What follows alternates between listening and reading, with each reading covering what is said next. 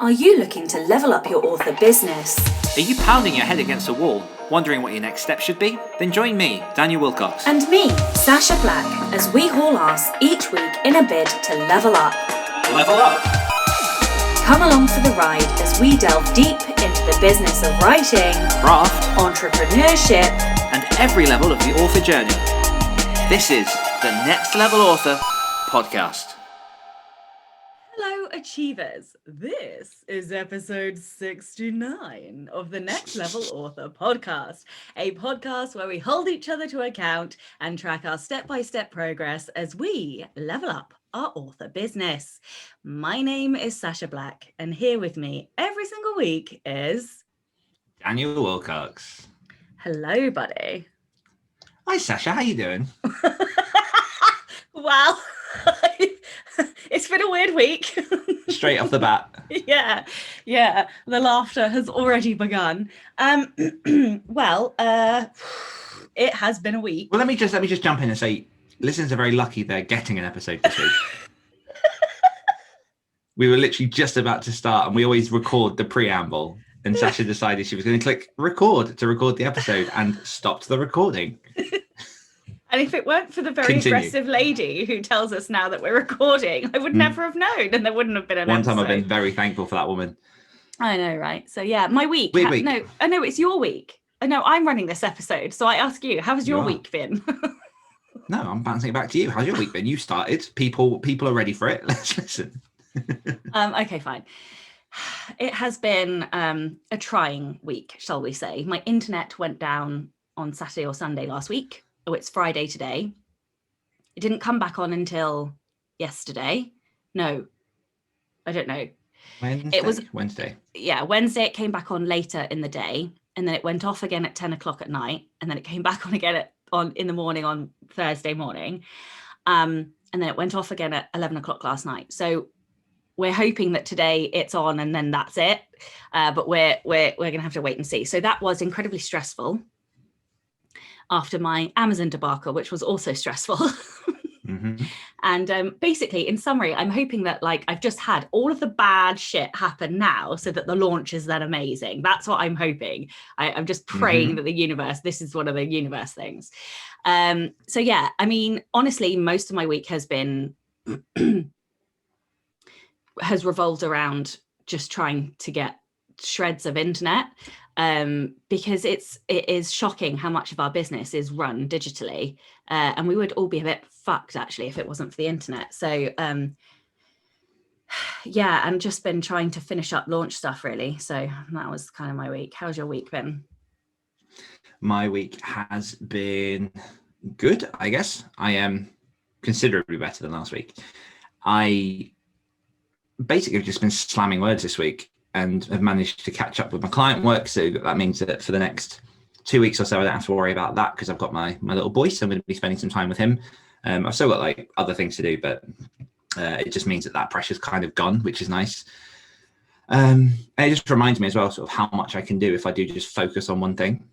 And obviously that's not always possible, but it's nice to re-experience that. The only downside being my fingers are playing up. So I've got a brand new keyboard, which is all ergonomic and stuff for people on YouTube. And also I've had to employ some joint cream for my fingers just to kind of take some of the pain away as I'm typing. So I'm really thinking ahead long term how to sustain what I do. But then what other things? So yesterday I picked up my son and then went and saw a bunch of houses. I put down an offer on a house. I haven't yet heard back, so I don't know how that's going to go. But if things do move forward, and that's a thing, that would be a massive weight off my mind as well. So yeah, good in a lot of different ways. Just a lot of stuff. Buying a house is huge, let alone all of the rest of it. So yeah, awesome. Okay, success of the week. We're going to go to Heidi Copeland, who says, my level up is that I contracted a cover designer and I'm almost done with my first edits. Things are moving right along. Progress. Absolutely love it. I love it. Getting the cover is one of my favorite parts of the journey. Mm-hmm. I don't know about you, but it's the wrapping. Yeah, I use it's the first time the book feels real. And it's like that thing that tells me I am capable of finishing the book. It's like my flagpole finish line. So I know lots of people don't do this, but I actually I get these like acrylic glass things, prints of the book, and I put them on my wall before I finish the book, because seeing that on the wall is like a jab poker to say, hurry up, bitch, get the book written, you got to get the book done. So like, yeah, I like having them on my wall because it reminds me that I need to do the work. So yeah, I love that. I agree, and I do that, but what I did discover was if you have 3 on your wall, as I currently do, that have not yet been released, it puts a lot of pressure on you because you're surrounding yourself in undone things. So yeah. I am going to switch out some of those to ones I have done, just to take some of that pressure off. I have 4 that are not done. All right, of course you do. Well, technically 5 until next week, and then 1 publishes, but I have 2 that are written and 2 that are not on my wall. So, you know, anyway, and another one that I need to print. But anyway. So congrats, Heidi. Yeah. Patreon. We have a new patron. Hello, SW Miller, and welcome to the tribe. I can't remember the date off the top of my head, but we do have an LA live in August, which we're going to do as like a bit of a longer one to make up for the fact we didn't have one in July. And you'll get access to that. You can join us live on Zoom, ask your questions, hang out, and then also get priority questions for our forfeit, which we need to pick a date for. Yeah, I'm not doing anything other than launching until my launch is done, and then because I've got some things that I need to reply to, and I'm just like, I can't even see past Thursday next week. No, I have an idea. I'll throw some dates at you after okay, cool. Cool. But yeah, also just to power through, since we've done Patreon level ups, just a quick nod to the level up challenge, which has been posted on the Facebook group. And did I put it in the Patreon? I can't remember. It's definitely on the Facebook group. But for people who want to get involved and commit to something that they want to do during Q3, so that's something to achieve by the end of September of this year, just put what you're going to do in the comments. Those who complete their challenges, we've got different prizes. So we've got a 30-minute phone call, Zoom call with myself and Sacha, a hardback copy of my self-publishing blueprint. My tongue is not in today. Yeah, bad day for 69s. And a copy of Sacha Black's 10 Steps to Hero workbook. And we've had loads of people get involved so far. We've had Ara, John, Carey, Scott, Meg, Luke, Chelsea, Maggie, Ida, CJ, Ember, Holly, and Tracy. And in terms of things that we're going to do. Yeah, so I was just going to talk about this. I am so glad that I chose the one that I chose, because I was wobbling all over the place. And after my realization last week, I am like doubling down on that realization. And so I just need to input all of this. I just need to like Cookie Monster all of the input. So I'm so glad. Yeah, I'm going to focus on input. Yeah. Nice. And then I'm going to launch the thing. I'm excited to launch the thing. I'm excited for you to give the thing the name, so that we can talk about the thing. Just been teasing it. I won't say much on it, but it's probably one of the things I've given the most cognitive space to that I have out of most of my projects, and it's going to be exciting to get that live. So yeah, join us get involved in the challenge. For anyone who forfeits this time, it's not going to be as bad as the Simon challenge, but it is going to be funny for us. And the forfeit for this level up challenge is if you do fail, you have to juggle 3 eggs for a minimum of 10 tosses and catches. What if you can't juggle? Extra points for if you do it in your carpeted living room. Literally nobody is going to do it in their living room. No. Okay, thing of the week. Oh, I mean, enjoyed of the week. Enjoyed thing of the week. How's that going, Sacha?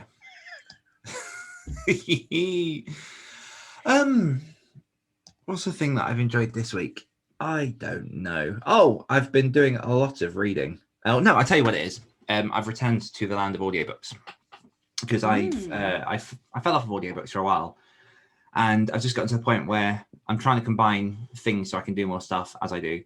And because I want to walk more, but I also want to read more, I was like, oh, those two conflict. And then I remembered that audiobooks exist. So I've been basically just loads of the books that are on my shelf. I've just been finding the audiobook version so I can start feeling like I'm getting through them and that I don't have as many unread staring me in the face. You have no idea how often I do that. Oh no. And you can speed it up and go fast in your ear, which is good. But yeah, last week I finished off Jenna Morrissey's Sabi's Champion, which was fantastic. And at the minute, I'm listening to Hunter Shay's Creature, which is, I've not read any Hunter Shay stuff, but they're quite big in the horror community. It's nice to jump into their work, and it's really, really good so far. I'm going to be doing that with spin biking and reading. Oh, nice. But not until August, because I can't see past next Thursday. Thing I've enjoyed of the week. I've enjoyed a person, and they're going to hate me for doing this. I don't care. Ooh. I've enjoyed Sam. Given this is episode 69, I really don't mean it in that way. But I have enjoyed Sam. So I recorded some videos, little tips. Oh, headache. I recorded some video tips that, what were they? Oh, video tips from my book. I'm so sorry, everyone. You see you trying to pick up your trains of thought. They're just like, it's like popcorn flying out your head, and you're like, come back. Don't know what I'm trying to say. What is this? Thing of the week. Okay. Right. So I enjoyed. Hang on. Reel it back. Let me just take a sip of coffee and intellect for a second here before I open my mouth. Okay.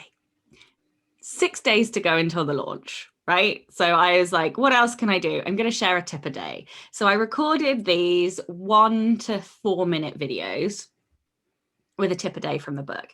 And the videos were like, all right, they were, reasonably amusing, but they weren't anything special.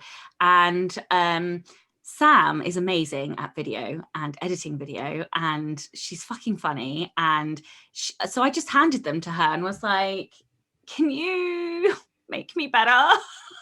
And holy fuck, she is phenomenal. And she made these videos crazy good, and then just like whipped out a solution to making them suitable for YouTube, and she's just brilliant. And so basically I really thoroughly enjoyed her brain, her skills, her talent this week. Nice. So yeah, that was the thing. It just took me a while to get there. Yeah, that was heavy. That was heavy lifting. That was heavy. I am going to give just a very quick extra one. Did you know that there was such a thing as custom stamps, wax stamps, that you can do custom wax stamps? Did you know? Yes. Yes. Well, they're pretty cool, and I really enjoyed them. That's it. Yes. Full stop. I'm done now. They are beautiful. I think it's proper old school, but it's really nice when you do get like a little custom wax sealed envelope. Yeah. And you feel like you're going to go to Hogwarts. I know, right? Exactly. So yeah, that was my things. Weekly confessional. So my thing was to slam the words for kiddo time, and I did that. I did like 20,000 words in 3 days, which was nice. Hell. And then Sacha will prep for and start BeccaCon and continue launch stuff. Yeah, so last night was the first night of BeccaCon. Wow. I think I blame her for the reason I'm tired this morning, because she is like number one input. I think you have lots of reasons to be tired. And so she it's just a vomiting of information. It's fantastic. I'm trying to absorb as much as possible. But it's also on American time, so I was up really late, and also been really tired with other stuff. And I mean, judging by what I know about Becca, like anything she does is going to be classy. It is very good, yeah. On that, I've had a bit of a realization. I often complain that I'm not getting anything from the thing that I'm doing at the time. So like I take a course, or I do a conference, and I'm like, and then, excuse me, it's not until like a month later when I've reflected on it that I'm like, damn, I actually learned loads. And so I am trying to recognize that now, and recognize that just because it's not instant, or I'm not recognizing things instantly, doesn't mean I'm not taking away from it. And it's also highlighted that even though I come across as quite extroverted, I do actually require a fair amount of intellecting time, even though intellection's at 11 and not in my top 10. It's still, I think, because I have other thinking strengths. So I have input, I have learner, I think strategic is also a thinking strength. They sort of like, what's the word? They make each other bigger. Words. Compliment. Words. No. They, Amplify. Yes, that. They amplify each other. And so the intellection comes up. So it acts like it's more, sort of 7, 8 rather than 11, because I have other thinking strengths. So anyway, yeah, I have learned that about myself. That is another thing I have learned, and that is a direct learning from Becca's conference. Yeah, it is. You are one of those people where you can't just tell you what to do. You have to like drop the breadcrumbs and then wait for you to follow them and then work it out yourself. Wow, really? Not a bad thing. Yeah. I didn't know that about myself. I mean, it's pretty much what you just said. Like, you have to, you get the thing, but then you have to approach it and like understand it in your way, and then think around it to understand where that fits in. It's probably why I didn't mean to like attack you. No, I don't feel attacked. I don't know. I mean, it makes sense. It's probably half of the thing about me rebelling and just saying no immediately and then going off and doing it my own way, or a slightly different. It makes sense. I didn't know. No, it's one of those, like, you have to give the right thing at the right time. Yeah. So many things are making so much sense in my brain right now. Wow. I feel like you know how to get things out of me. I mean, we spend enough time around each other. Okay. Yes. And working on the launch stuff. Yes. That is all I'm going to say. Yes. Yes. Oh, it's still me. Comments. Yeah, it's your show. You wouldn't let me have 69. Wow, that could be taken that out of did not come out right. Please don't isolate that sound clip. Wow, you've gone red, darling. It's very warm in here. It's warm in the UK. Still comments. Oh, I didn't hear you say comments. Okay. Question, episode 68. The question was, how do you build a strong cast of supporting characters? A couple of Patreon responses. We had Yanni say, I love this episode. Sorry you both had a shit week, though. I like my side characters to have something linked to the MC, so they're either the personification of someone or something the MC hates, or has attributes that they love, respect. So eventually, once a cast is set, the reader has seen every part of the MC's personality through the side characters, which should give more flesh to the MC in return, which I think Sacha will agree with. Harry Brooks says, great episode. Sasha's fit of laughter was the best ever, especially considering the week you guys had. I listened on audio, then went onto YouTube for just that bit. I hope the next week is much better for you both. Side characters sounds fab. I'll have to order a copy now. On the subject of 50 Words for Snow, did you know that Kate Bush released an album called 50 Words for Snow in 2011? And Manchon McGann published a book called 32 Words for Field, referring to the Irish language.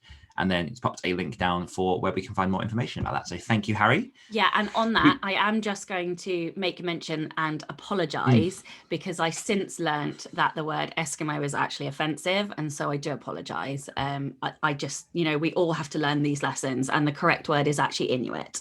So yeah, I just want to say sorry in case I did upset or offend anybody. It's something to do with, because there is like an Eskimo tribe, but it's like all Eskimos, sorry, there's an Eskimo in Lincoln, which is a milkshake shop.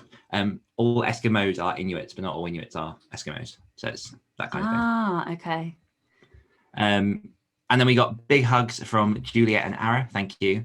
Claire Sager got very excited about you wanting to diverse into YA romances. And then Emily loves it when we descend into... Go on. I was just going to say, there has been that whole thing. That's a whole thing. That's another episode. It's yes. Mm-hmm. Emily loves it when we descend into giggles. And then we also had Edwin, Meg, and Carey jump in there as well. So thank you, everyone, for your comments. Okay, question of the week.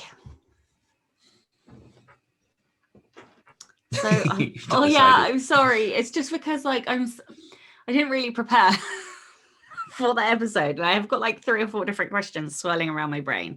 I'm going to ask the one that I feel is relevant to both of us right now. So how do you know, is that quite the right wording?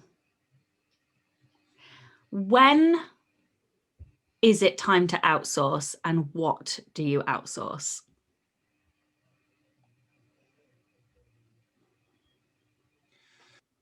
So, I mean, I think from the further along this journey that I get, the more I learn that there are certain points of outsourcing that we just accept as a thing, and then certain parts that have more hesitancy and you almost feel like you have to earn them. So obviously, like, we outsource editing, we outsource cover design. There are certain parts of the process that we just accept you have to outsource because there are professionals that can do a better job than we can. But then I've never thought of that as outsourcing. I've already had a change of mindset. So thanks for that. You're welcome. But then there comes a point where the stuff that we can do, we no longer can do as well, because the more we journey along this path and the more we level up, the less time we have. And so I think what we both experienced over the past year or so is a real, you basically just pick up plates and try and get better, and you add more things to build your business, and you get to a point where you start just spinning stuff, and it becomes a real point of pressure because that ideally someone else would help, but you have this real sort of internal, but I can still do it. And it costs to outsource certain things. So if we're talking about things like VAs or people who kind of like dip into do like video editing or podcast editing, or just people to help with social media and stuff, like it's I think it's harder to justify because I was actually having a conversation about this with someone recently, that we've grown up around the digital revolution, and there are a lot of people who we have learned from in generations above who don't understand social media and don't see that as an important part of investment, or like video editing is a certain part of investment. So we think, oh, they should just be things that we personally do because they're not traditional role jobs that we can outsource things to. I don't know if I'm saying this very well, but I know what I mean.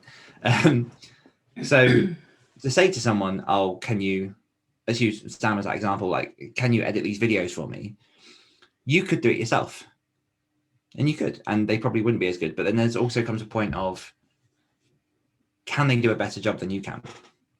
And what I found in looking for VAs and things was, it's really hard to trust someone with your business on any level, because you get used to doing things a certain way. You know how that cog fits in with the other cogs and how that all works together. So to say to someone, can you do this, but also have them in some way see the bigger picture of what you're trying to do and how it all fits together, is really, really difficult. And sometimes that works and sometimes it doesn't. And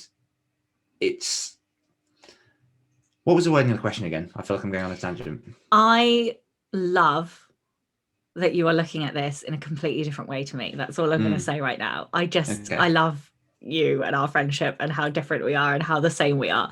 The wording of the question was, when is it time to outsource and what do you outsource? I think, although I started saying, how do you know when to outsource? I think, how do you know when to outsource and what do you outsource? So bringing all that back, for me, it comes to a point where either I can't do the thing and someone will do it better, or I know that I just don't have time, and in spending 10, 20 quid on someone to do a thing, it just saves me a crap load of time in which I could be earning money in other ways.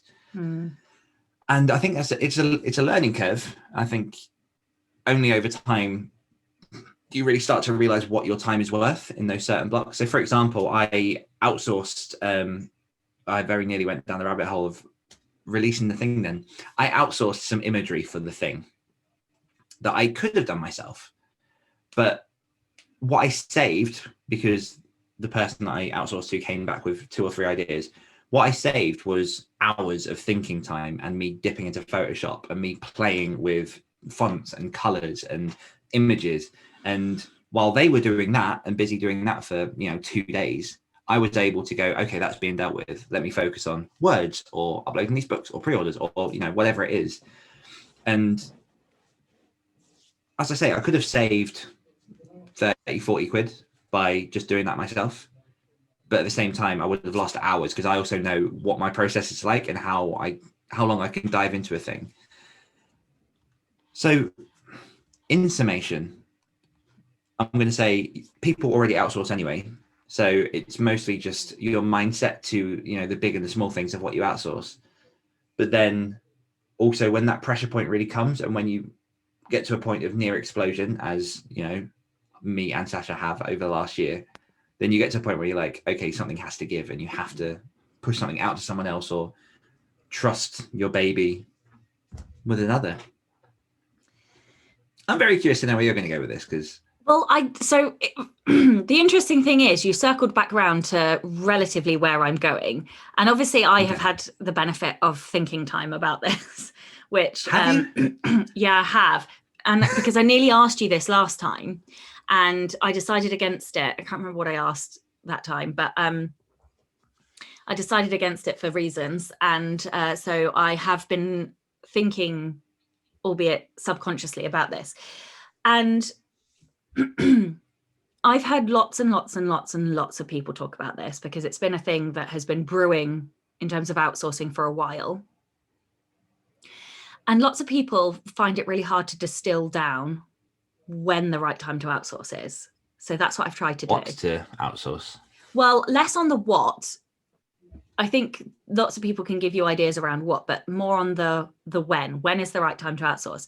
So I've decided it comes down to 3 things for me. Maybe for other people. Goal, happiness, income. That's it.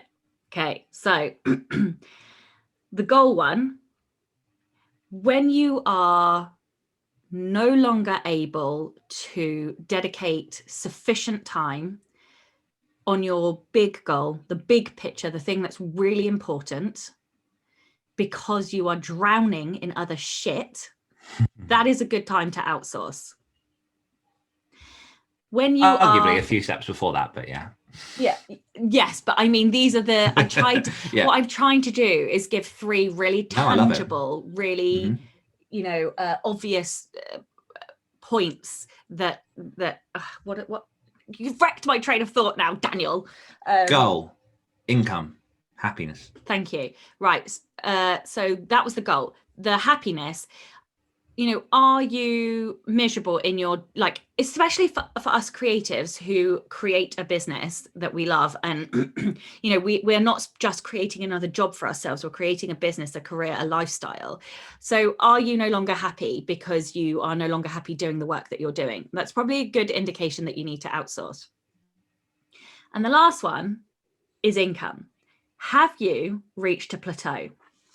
Are you struggling to increase your income?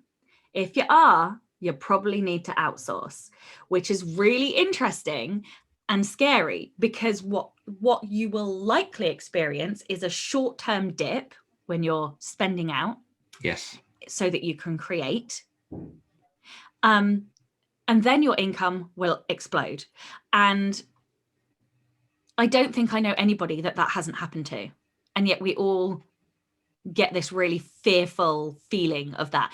But for example, I started outsourcing the first little bit in November and then outsourcing a lot more in the last quarter. In the last quarter, my gross turnover was up 56%. My net profit was up 49.5%. You don't get those kinds of jumps unless you take those leaps of faith.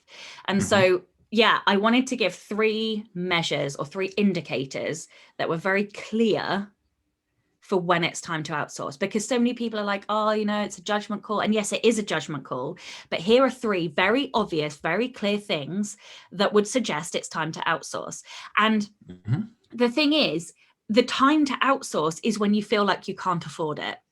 Because I felt like I couldn't afford it, and then my income increased, and the weird, I'm trying to reflect on last quarter and look at what it was that I did that changed, and the only thing I did was outsource. But also, I think in outsourcing, I gave my brain headspace, which enabled me to think of more creative ways to market, more content to produce, more things I could give my audience, without even launching a new book, because I didn't launch anything, I didn't do anything, I didn't publish anything, I didn't put a new product into the world, and yet my income still increased.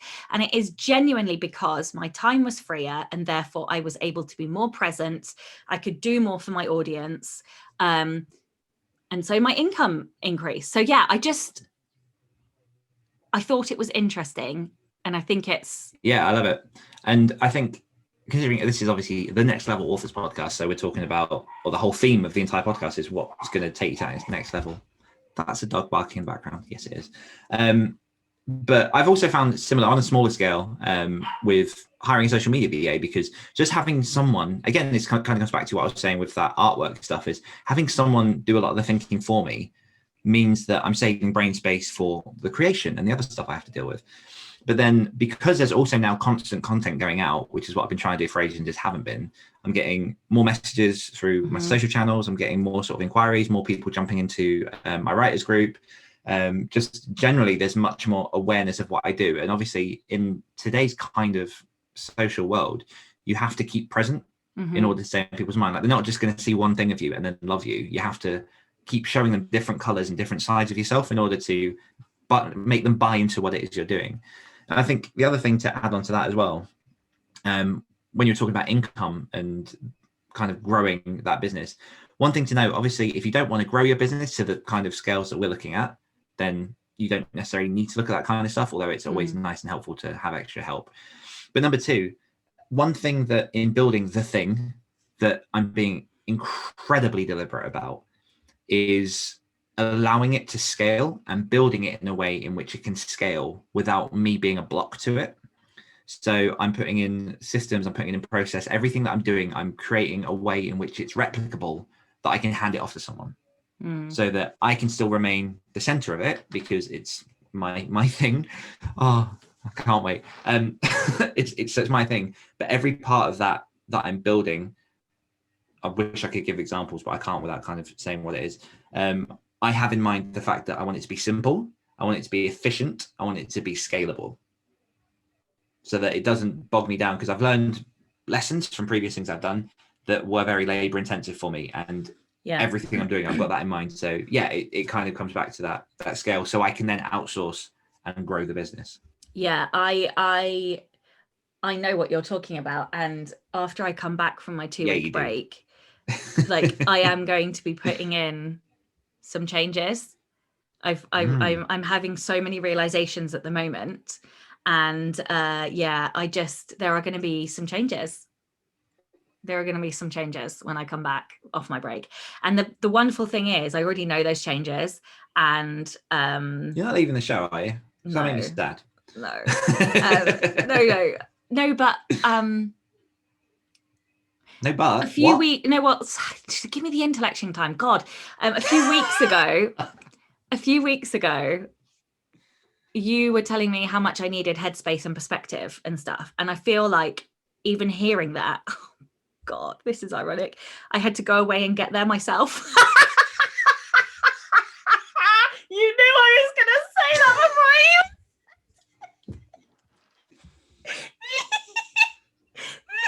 Anyway, but in knowing that and realizing my face. My head hurts. Laughing is I'm getting really red today. It's the heat, I swear.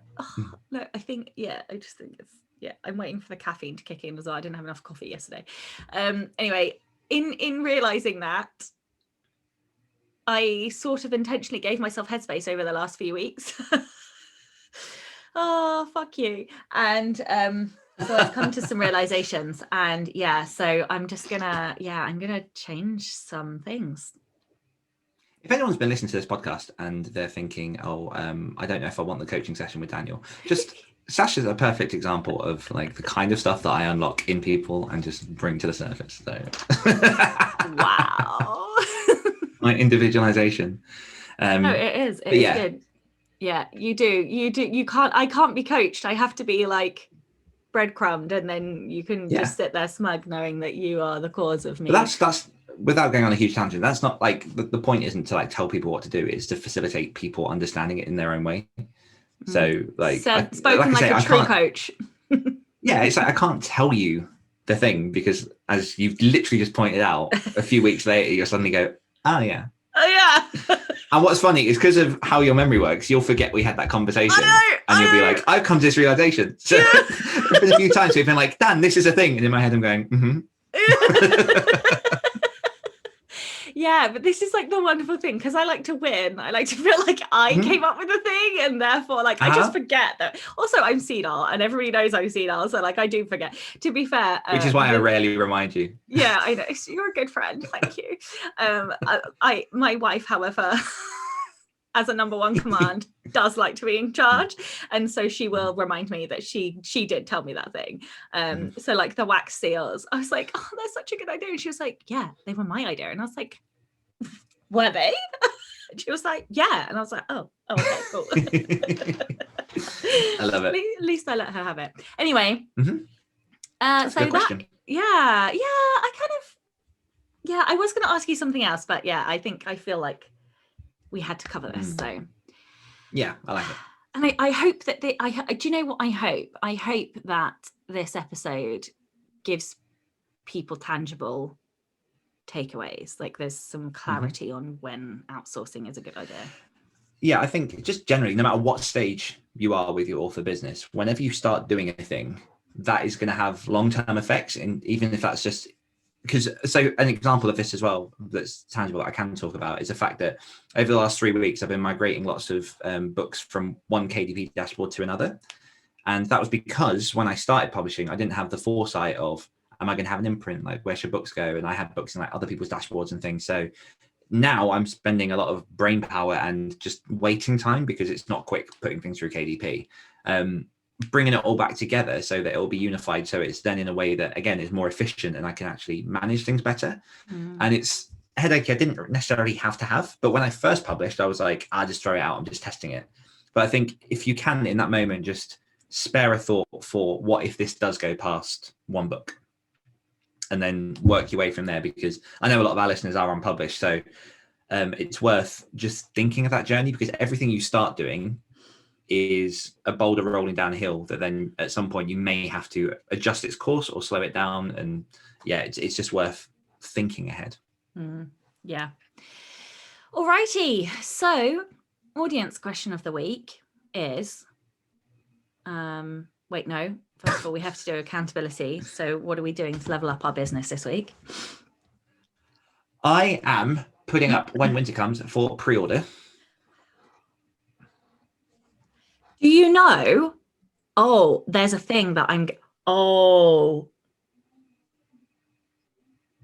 I'm considering putting Trey up for pre-order for that thing that you're talking about.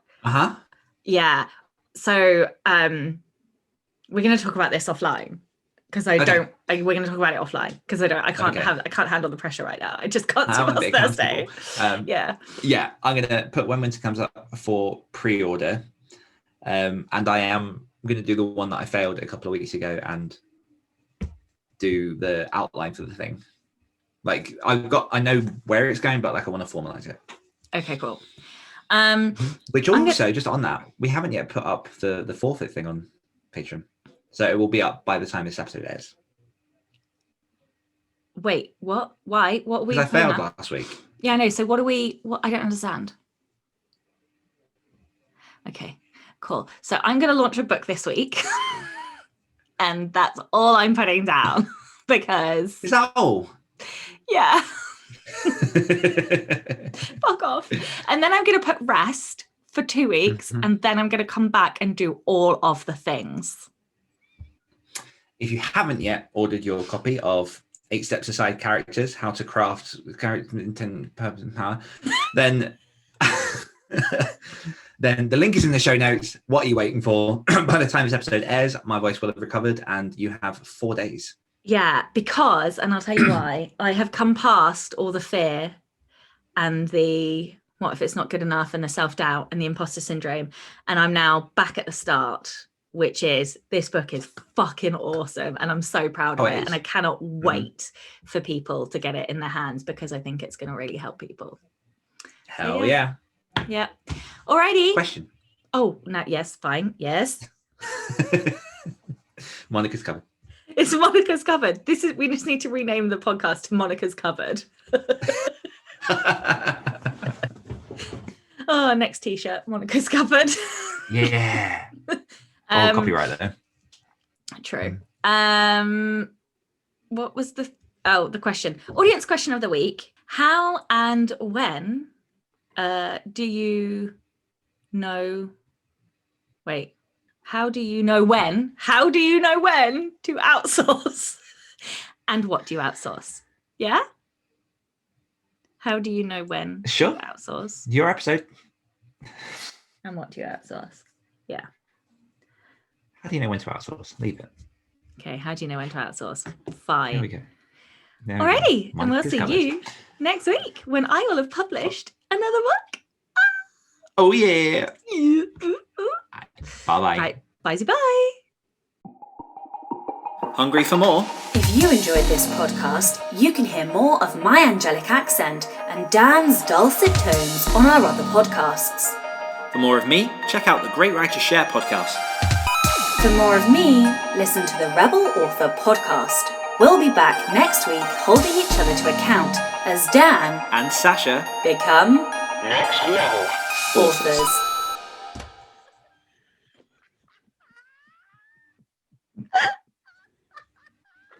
What is wrong with me? I told you. I'm so glad. That is the one time where I'm thankful for that voice. Because if it hadn't have said anything, like Oh, we would have done the entire episode not recorded.